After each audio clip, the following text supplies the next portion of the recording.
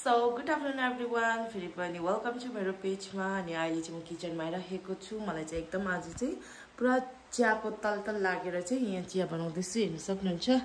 यो चाहिँ मेरो नुनको अदरकको पुरा खानु मन पर्यो नि त। सो त्यही भएर चाहिँ मेरो चिया पुरा रेडी छ हो।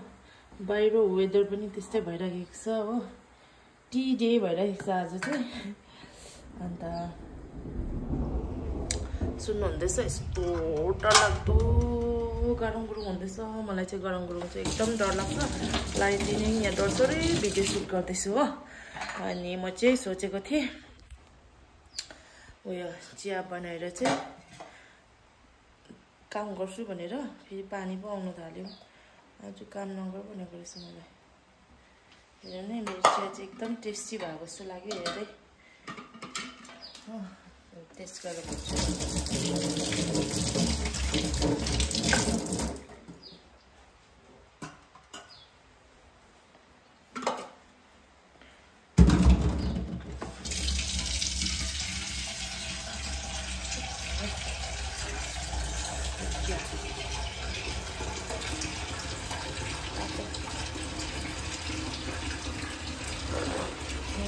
दामी भएछ।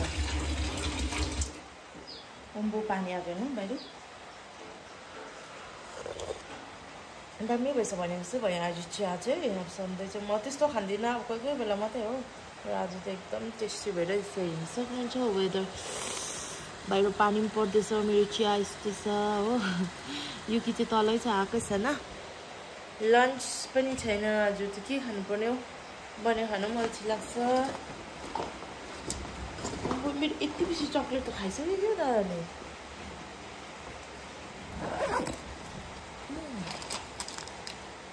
यो खान्छु चियासँग चाहिँ। म मात्रै होला चियासँग यस्तो खानेर। बदाम चक्की पनि रहेछ। म यो खान्छु।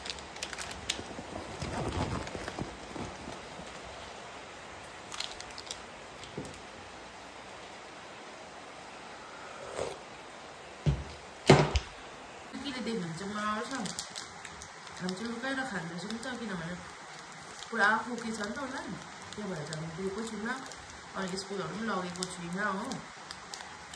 अन्त यो चक्लेटहरू चाहिँ बासनाले पठाइदिएको। थ्याङ्क यू सो मच बासनालाई हो।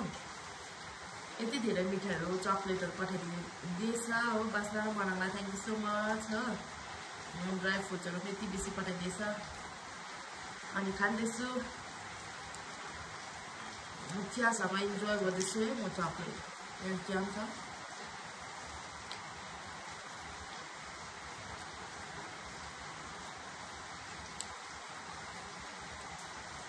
बाहिर पुरा पानी पर्दैन।